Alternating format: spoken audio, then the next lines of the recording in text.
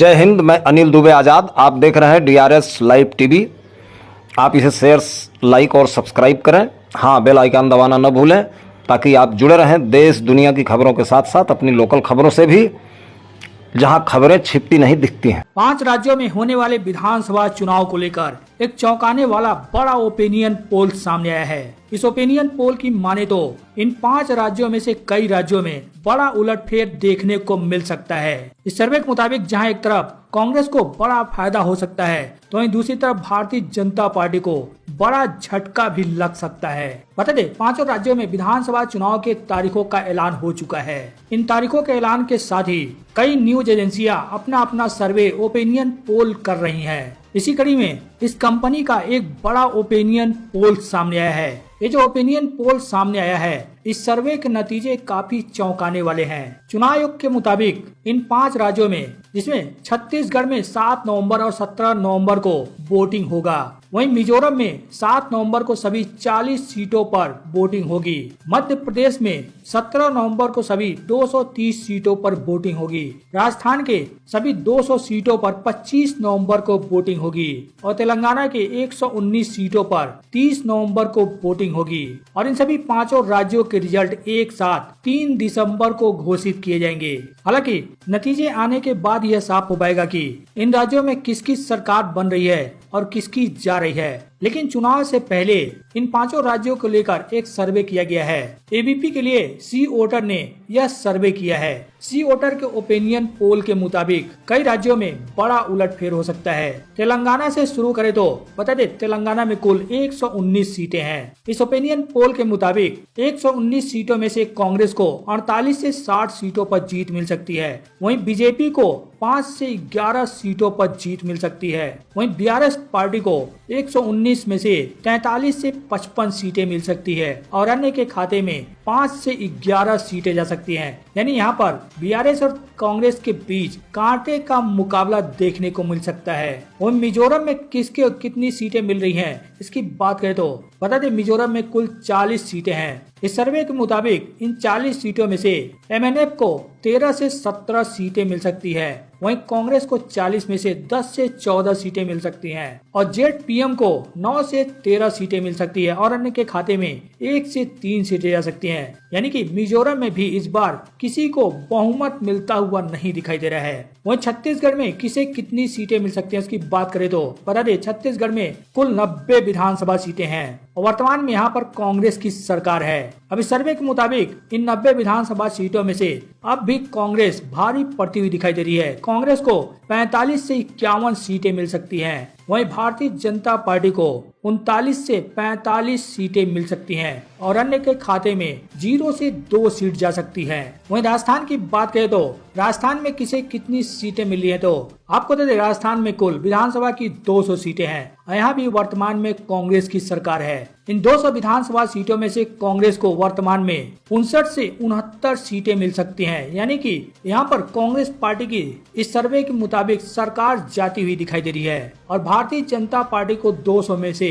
127 से 137 सीटें मिल सकती हैं और अन्य के खाते में 2 से 6 सीटें जा सकती हैं। यानी कि यहाँ पर भारतीय जनता पार्टी नंबर 1 पर पहुंचती हुई दिख रही है, वहीं कांग्रेस दूसरे नंबर पर पहुंचती हुई दिख रही है। वहीं मध्य प्रदेश की बात करें तो मध्य प्रदेश में किसे कितनी सीट मिल रही है, बता दें, मध्य प्रदेश में विधानसभा की कुल 230 सीटें हैं और इस सर्वे के मुताबिक मध्य प्रदेश में कांटे की टक्कर देखने को मिल सकती है। बता दें, इस ओपिनियन पोल के मुताबिक मध्य प्रदेश की कुल 230 विधानसभा सीटों में से सबसे ज्यादा कांग्रेस को मिलता हुआ दिखाई दे रहा है। कांग्रेस को सबसे ज्यादा 113 से 125 सीटें मिलती हुई दिख रही हैं। वहीं भारतीय जनता पार्टी यहां पर दूसरे नंबर पर पहुंचती हुई दिख रही है। भारतीय जनता पार्टी को 104 से 116 सीटें 230 सीटों में से मिल सकती हैं। वहीं BSP के खाते में 0 से 2 सीट जा सकती है और अन्य के खाते में 0 से 3 सीट जा सकती है। सी वोटर के इस सर्वे के मुताबिक मिजोरम राज्य को छोड़कर बाकी चारों राज्यों में बड़ा उलटफेर होने के संभावनाएं दिखाई गई हैं और मिजोरम में किसी भी पार्टी की पूर्ण बहुमत से सरकार बनती हुई नहीं दिखाई दे रही है। बहरहाल एबीपी के लिए किए गए सी वोटर के इस ओपिनियन पोल को आप किस तरह से देखते हैं, आपको क्या लगता है, आपकी अपनी प्रेडिक्शन क्या कहती है? इन पांचों राज्यों में इस बार क्या होगा?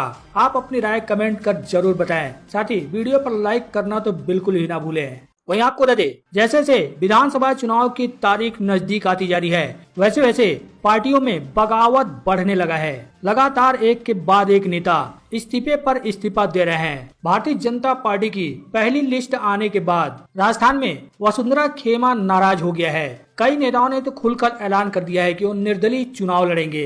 इसके इधर बीजेपी के 6 मंडलों के अध्यक्षों ने इस्तीफा भी दे दिया। बता दें, राजस्थान चुनाव के लिए बीजेपी की पहली सूची सामने आने के बाद से ही पूर्व मुख्यमंत्री वसुंधरा राजे के करीबी माने जाने वाले कई भाजपा के बड़े नेता के सुर बदल गए हैं। भरतपुर नगर के विधानसभा क्षेत्र से भाजपा नेता अनीता सिंह गुज्जर ने टिकट नहीं दिए जाने से नाराज होकर आगामी चुनाव निर्दलीय लड़ने का फैसला किया है। तो राजे के करीबी माने जाने वाले भवानी सिंह राजावत ने भी घोषणा की है कि वह आगामी चुनाव निर्दलीय लड़ेंगे। उन्होंने यह भी दावा किया है कि वह किसी भी पार्टी में शामिल हो जाएंगे जो उन्हें मंच देने को तैयार है। वहीं भाजपा विधायक नरपत सिंह राजवी, राजपाल सिंह शेखावत सहित पार्टी के कई अन्य नेताओं ने क्रमशः विद्याधर नगर और जोटवाड़ा विधानसभा क्षेत्रों से पार्टी द्वारा टिकट नहीं दिए जाने पर नाराजगी व्यक्त की है। भाजपा की पहली लिस्ट आने के बाद राजे खेमा सियासी तौर पर अपनी ताकत झोंकता नजर आ रहा है। शनिवार को सैकड़ों राजे समर्थक अपना समर्थन व्यक्त करने के लिए उनके आधिकारिक आवास सिविल लाइंस पर एकत्र भी हुए।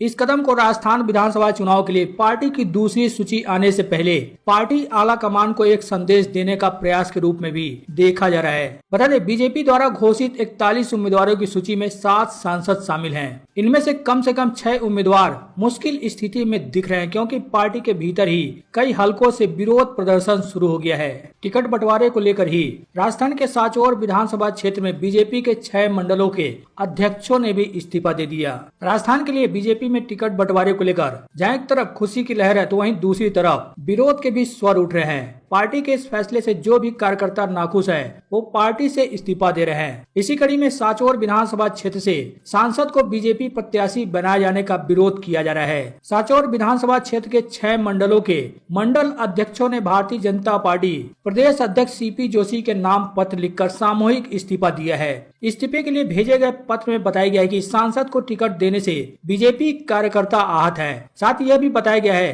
कि टिकट वितरण में कार्यकर्ताओं की भावनाओं को दरकिनार किया गया है। सांचौर में बीजेपी से इस्तीफा देने वाले मंडल अध्यक्षों में पुरेंद्र व्यास, सांवला राम देवासी, डुगरा राम जाट, देवेंद्र सिंह, जैसा राम भील, माधा राम पुरोहित शामिल हैं।